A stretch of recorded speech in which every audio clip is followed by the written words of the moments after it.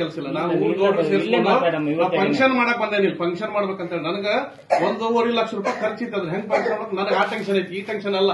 ನೀವೇನ ನಾವ್ ಹೇಳಿದಕ್ಕೆ ನೀವು ಗೌರವ ಕೊಟ್ಟು ಇವಾಗ ಕಟ್ಟಿರ ಮಾಡಿದ್ ನಾನು, ಅದಕ್ಕೆ ಬರ್ಲಿಲ್ಲ ನಾನು. ಇವ್ರು ಯಾರು ಹೇಳಿಲ್ಲ ನನಗೆ ಇವಾಗ ನೀವು ದುಡ್ಡು ಕಟ್ಟಿದ್ದು ಬಿಟ್ಟಿದ್ದು. ನಾನ್ ಬಂದಿದ್ದೆ ಬೇರೆ ಕಾರ್ಯಕ್ರಮಕ್ಕೆ, ಅಲ್ಲಿ ಗಣಪತಿ ಹೋಗೋದಕ್ಕೆ ಊರು ಹಿರಿಯರೆಲ್ಲ ಅಲ್ಲಿ ಹೋಗಿದ್ದಾರೆ. ನಾನು ಅದಕ್ಕೆ ಇವರು ಬಂದ್ರು ಕರ್ಕೊಂಡು ಬಂದು ಬರೀ ಸರ್ ನೀವು ಸ್ವಲ್ಪ ನಾನು ಹೇಳೋದಿಷ್ಟೇ, ನೀವು ಈ ಶುಕ್ರವಾರ ನಿಮ್ ಸೋಮವಾರ ಕ್ಲೋಸ್ ಮಾಡ್ಕೊಳ್ಳಿ. ಅಮ್ಮಗೆ ಹೇಳಿದೆ ನಾನು ಚಾಪಾಕ ತೊಂಬರಮ್ಮ, ಅಮ್ಮ ಸಹಿ ಆದ್ರೆ ಚಾಪಾಕ ಆಗದ ಮೇಲೆ ಮಾಡ್ಲಿ.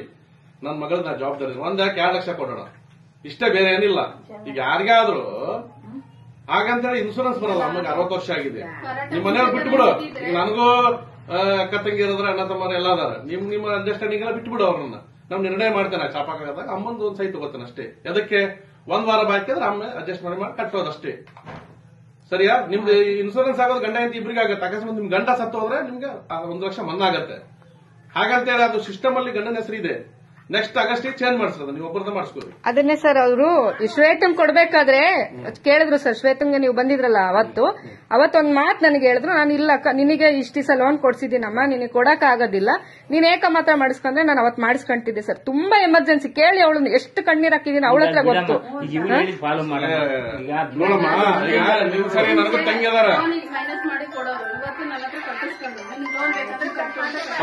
ನಿಮ್ದು 3 ವರ್ಷದ ಮೇಲೆ ಒಂದ್ ಸ್ವಲ್ಪ ಸರ್ವಿಸ್ ಆದ್ರ ಗುಂಪು ಅದನ್ನ ಬರೆದು ಸರಿ ಮಾಡ್ತೇವೆ. ಈಗ ಹಳೆ ನಿಮ್ದು ಏನ ಹೊಸ ಸಂಘ, ಹಳೆ ಸಂಘ ಆದ್ರೆ ಏನಾರ ಮಾಡ್ಬೋದು. ಮೊನ್ನೆ ಇವರು ಇನ್ನೊಂದ್ ಮಗಳು ಅಲ್ವಾ, ಏನ್ ಹೆಸರು ಮಗಳದ ಭಾಗ್ಯ 1 ಲಕ್ಷ ಕೊಟ್ಟಿವಿ ನಾವು. ಅಲ್ಲಿ ಭಾಗ್ಯ ಅಂತ ಐತೆ, ಎಲ್ಲ ಕ್ಲಿಯರ್ ಮಾಡಿ ತಗೊಂಡಿದ್ ನಾವು. ಎಲ್ಲ ಕ್ಲಿಯರ್. ನಾನು ಅವತ್ತಷ್ಟು ಹೇಳಿದ್ದೀನಮ್ಮ ನಿಮ್ಗೆ, ನೀವು ಮಾಡ್ಕೋರಿ. ನಿಮ್ಮ ಅಮ್ಮಗೆ ಹೇಳಿದ್ರಲ್ಲ ರೋಡ್ ನಿಂತು ಚಾಪಾಕ ಸರ್. ಮಗಂಗ್ ಆಸ್ಪತ್ರೆ ಕರ್ಕೊಂಡೋಗಿ ದುಡ್ಡಿಲ್ದಲೆ 3 ದಿವಸ ಮನೇಲಿ ಇಟ್ಕೊಂಡು ನೆನ್ನೆ ಕರ್ಕೊಂಡೋಗಿ ಬಂದಿದೀವಿ ಹಾಸ್ಪಿಟಲ್ಗೆ.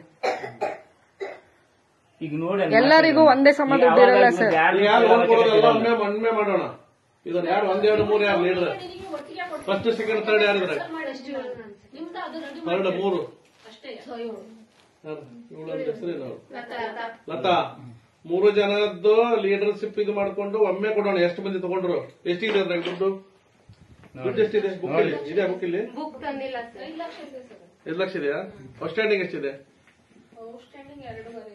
ಹಾಗಾದ್ರೆ ಯಾರಿಗಾರ 3 ಜನ ಕೊಡ್ಬೋದು. ಸರ್ ಬೇಕಾಗಿರೋದು ಮತ್ತೆ 3 ಜನಕ್ಕೆ ಯಾರು ಬೇಕಿಲ್ಲ ಹೇಳಿದೆ ನಾನು. ಮತ್ತೆ ಪದೇ ಸೇರೋದು, ಪದೇ ಕೊಡೋದು ರಾಮಾಯಣ ಬೇಡ ನಮಗೆ ಬೇಡವಾ. ಹಾಗೆ ಮಾಡಬೇಡಿ, ಸ್ವಲ್ಪ ಸಮಸ್ಯೆ ಬರುತ್ತೆ. ಬೇಡ ಒಬ್ರು ಬಿಟ್ಟರೆ ಸಾಕ.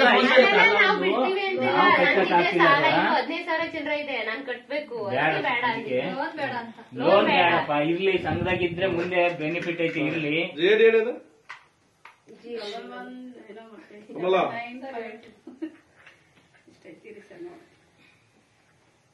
ನಮ್ಗೆ 4 ಲಕ್ಷ ಸಾಲ ಮಾಡಿದೀವಿ ನಾವು. ನಮ್ಮ ಮನೆಯವ್ರ ಹೆಸರಿಗೆ 2 ಲಕ್ಷ, ನಮ್ಮ ಮಗಳ ಕೊಟ್ಟಿದ್ದಲ್ಲ ನಿಮ್ಮ 1 ಲಕ್ಷ. ಇವ್ರದಲ್ಲ ನಮ್ ಸಾಲ, ಅವ್ರದ್ದೇನು 1 ರೂಪಾಯಿ ನಾವ್ ಇಸ್ಕೊಂಡಿಲ್ಲ. ಅವ್ರದ್ದು ಮಾಡ್ತೀವಿ. ಎಲ್ಲ ಸಾಲ ತಗೊಂಡ್ರ. ಇಲ್ಲಿ ನಮ್ ಕೆಲವಡೆ ಮನೆಗೆ 6 ಲಕ್ಷ 7 ಲಕ್ಷ ನಾವು.